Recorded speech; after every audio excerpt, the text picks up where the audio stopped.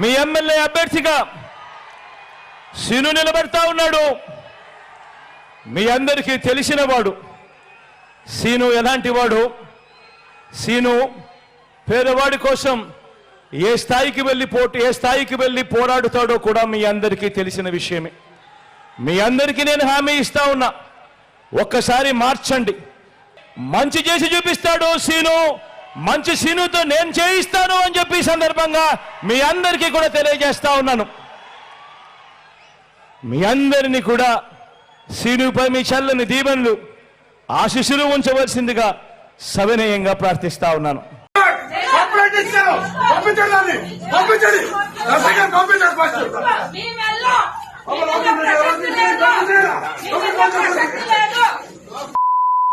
ఎవడు